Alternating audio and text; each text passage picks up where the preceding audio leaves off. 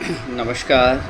मैं पंचकोश healing centre Lucknow से जेसी उप्रेती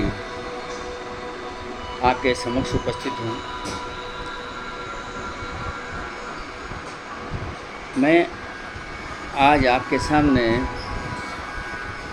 मैं कौन हूँ के संदर्भ में कुछ चर्चा करूँगा।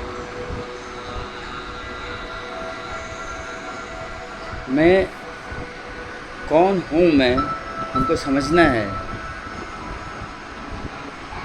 कि मैं का तात्पर्य क्या है।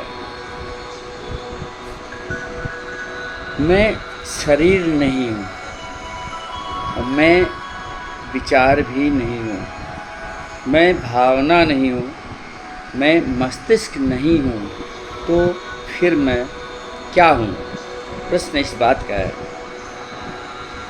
इसको समझने के लिए यह जानना आवश्यक है कि यह शरीर जो हम देख रहे हैं मैं है या इसके अतिरिक्त कोई और वस्तु मैं की श्रेणी में आती है।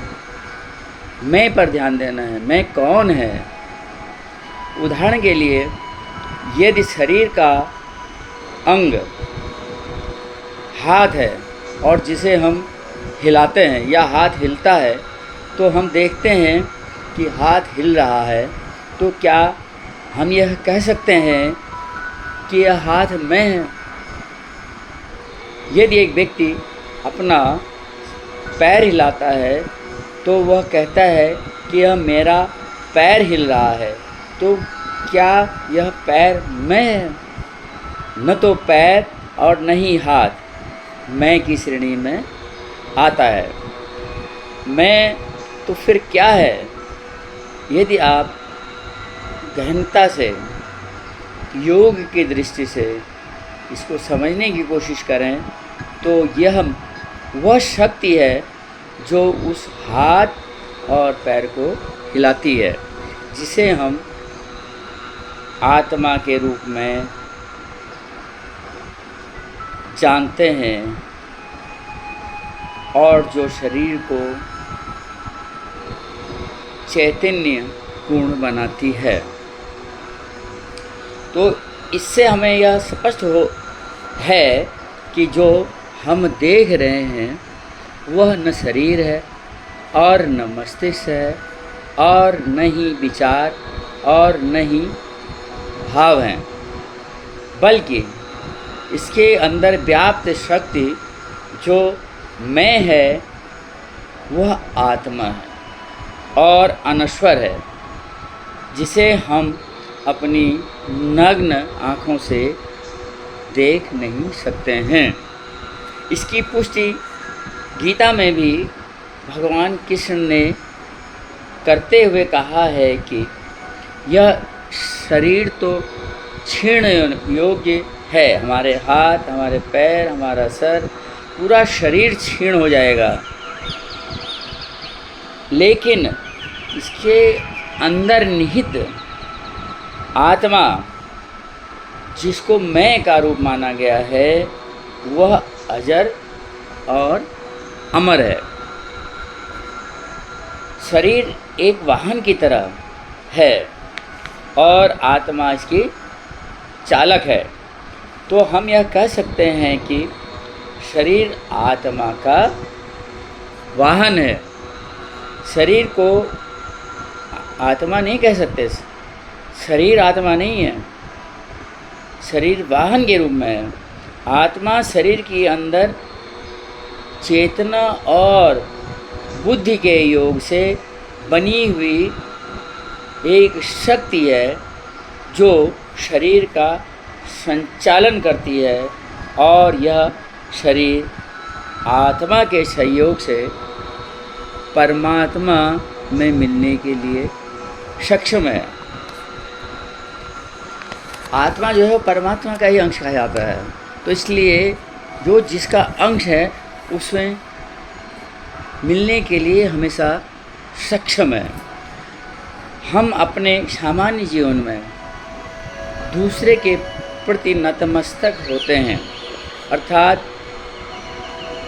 नमस्ते का प्रयोग करते हैं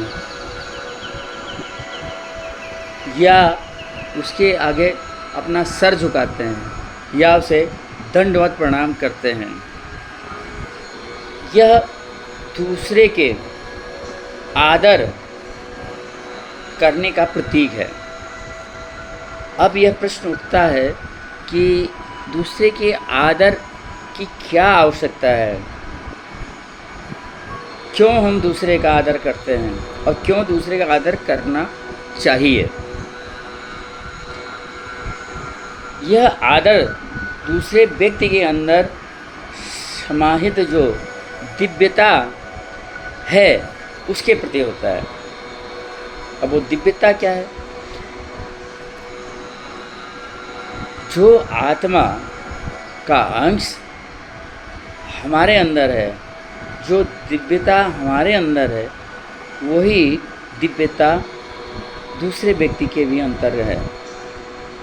इसलिए व्यक्ति को दूसरे व्यक्ति के प्रति बुद्ध प्रवृत्ति रखनी चाहिए। और यह सत्य है कि हर व्यक्ति के अंदर बुद्ध प्रवृत्ति समाहित है और होती है।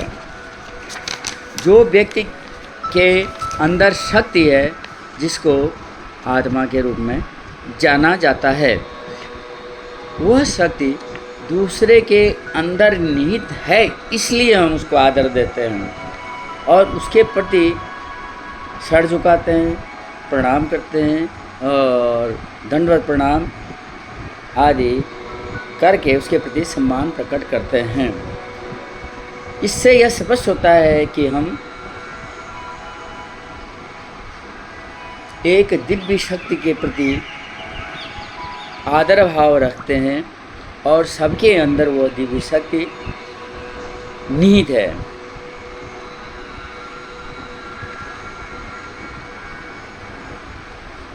यह उस दिव्य शक्ति का सम्मान प्रकट करने के लिए की गई प्रक्रियाएं हैं। अब इस दिव्य शक्ति को पहचानना और मानव के प्रति मानव को सम्मान करना, भाईचारे भाव से रहना, दूसरे के प्रति सहानुभूति, दया, करुणा, सहयोग की भावना रखना, इसका तात्पर्य यह है कि हम ईश्वर के प्रति आदर प्रकट कर रहे हैं। योग हमें यह सिखाता है कि आत्मा अजर और अमर है, जिसका कभी विनाश नहीं हो सकता है, और शरीर उसका वाहन है जो क्षणिक है और जिसको जो सामयिक है और जो एक निश्चित अवधि के बाद विनाश की ओर जाता है। कोई भी भौतिक चीज़ हो संसार की, यह प्राकृतिक सिद्धांत है कि एक निश्चित अवधि के पश्चात उसका रूप निश्चित ही बदल जाता है। इसी प्रकार यह शरीर भी भौतिक है और समय पूरा होने पर यह पंच तत्वों में परिवर्तित हो जाता है। धन्यवाद।